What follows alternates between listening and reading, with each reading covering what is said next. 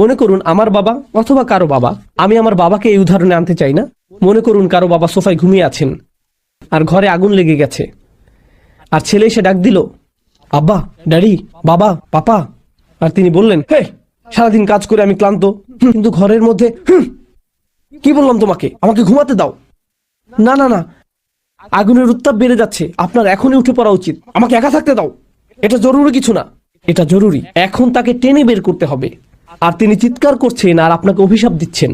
আর তখন তিনি আপনাকে বলছেন, ইসলাম বলেছে যে তোমরা বাবা মার প্রতি উফ শব্দটি উচ্চারণ করো না, আর এখন তুমি তোমার বাবাকে ঘুম থেকে টেনে তুলে বের করছো। কিন্তু তারপরেও আপনাকে তাকে টেনে বের করতে হবে।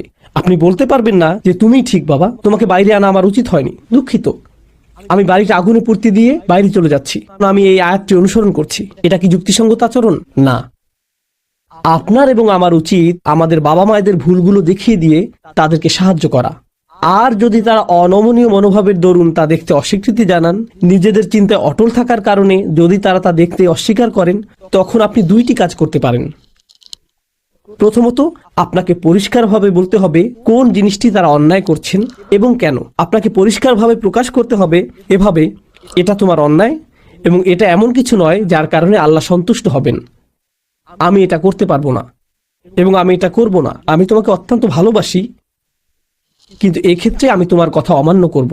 আমি তোমার পা মাসাজ করে দিব, আর তুমি প্রয়োজনে তোমার জুতা দিয়ে আমাকে আঘাত করো, কিন্তু তারপরেও আমি তোমার কথা অমান্য করব। কারণ আল্লাহ বলেছেন, অসহিবুহুমা ফিদ দুনিয়া মারুফা, অর্থাৎ একই সাথে যথাযথভাবে তাদের সঙ্গ দাও।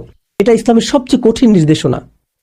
কেন? কারণ আপনি তাদেরকে রাগান্বিত করছেন এবং তারপরেও তাদের সঙ্গ দিচ্ছেন, দুইটি একই সাথে। আর আপনি আপনার অবস্থানে অনড় থাকবেন।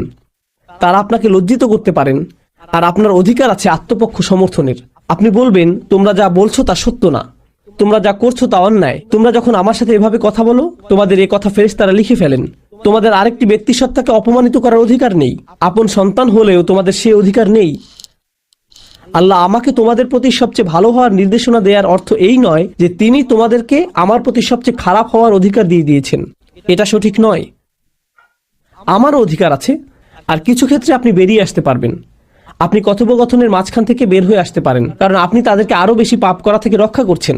এটাও আপনার বাবা মায়ের প্রতি আপনার একটা করুণা বলে গণ্য হতে পারে।